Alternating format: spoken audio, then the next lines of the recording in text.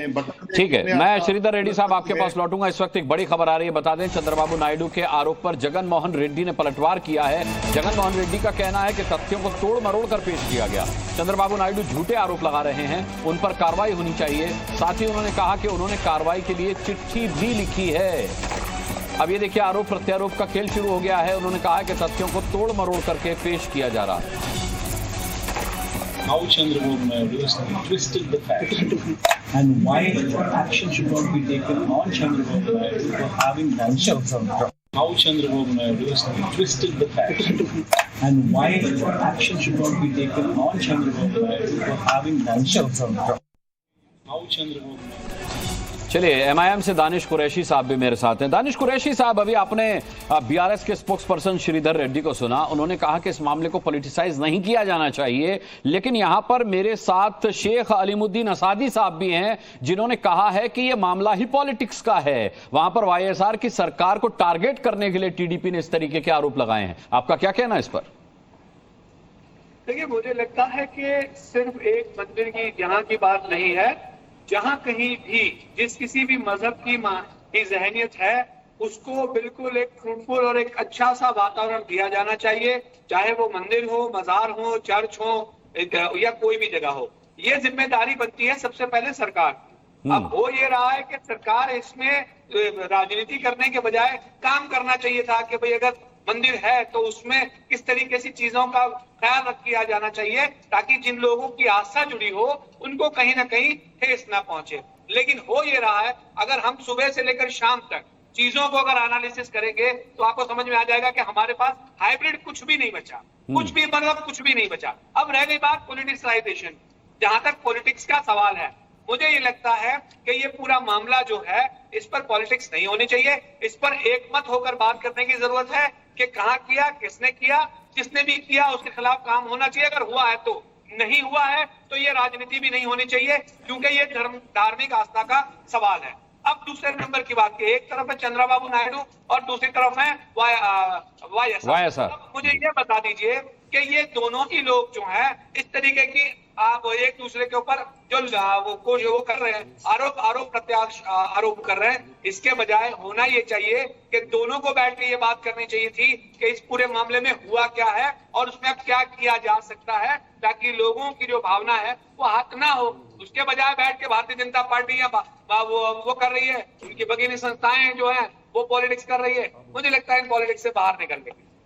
ठीक है, उमेश आनंद महाराज जी को लाते हैं। उमेश आनंद महाराज जी, अब जैसा कि हमने देखा कि रेड्डी साहब भी कह रहे थे कि वो एडिबल ऑयल हो सकता है, वेजिटेबल ऑयल हो सकता है। जांच रिपोर्ट और जांच व्यापक पैमाने पर इस बात की होनी चाहिए, इस मामले को पॉलिटिसाइज नहीं किया जाना चाहिए। तो जब इस मामले पर राजनीति नहीं होनी चाहिए और आप भी ये मान रहे हैं कि हिंदू, मुस्लिम, सिख, ईसाई सभी को इस मामले पर बोलना चाहिए, एक साथ खड़े होना चाहिए, तो फिर इसको पॉलिटिसाइज कौन कर रहा है? देखिए, डिबेट बड़ा गंभीर है, कोई हल्का विषय तो ये है नहीं। मैंने अपेक्षा की थी कि आज आपके चैनल के अंदर मुस्लिम पैनलिस्ट भी आए थे। मुझे लगा कि सामूहिकता के साथ समरसता का एक भाव पैदा करते हुए सब सामूहिक इसका विरोध करेंगे। लेकिन जैसा इन लोगों के बारे में चर्चा है कि भाई हर जगह थूकने की आदत है, तो आज डिबेट में भी उन्होंने जाना था, लेकिन वो इसका विरोध करके ही गए। हर जगह थूकते थे, लेकिन डिबेट में भी थूक दिया। मुझे लगता था समरसता की बात करेंगे। ये गलत बात है। ये तो यही करा आपने अपनी मलिन सोच का उदाहरण पेश करा। अब मौलाना मुझे बोलने दीजिए, एक मौलाना मेरा नंबर है, राजनीति मौलाना मेरे नंबर में मत बोलिए आप। जनता अभी मौलाना आप कितने समझदार हो?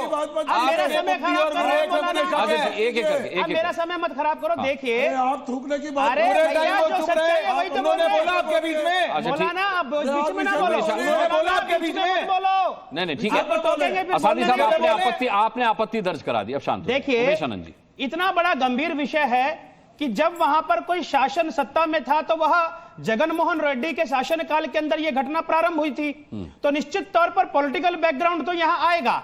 और जहां तक इसको राजनीतिक बनाने का काम किया जा रहा है, हमको समझ में आता है कि कौन राजनीति कर रहा है, ये बोलने की आवश्यकता नहीं है। लेकिन इस देश के अंदर बहुसंख्यक आबादी जो हिंदू समाज रहता है, जो सनातनी रहता है, उसकी धार्मिक आस्था के साथ इतना बड़ा खिलवाड़ जो करने का काम किया गया है, मैं बड़ा हैरान हूं।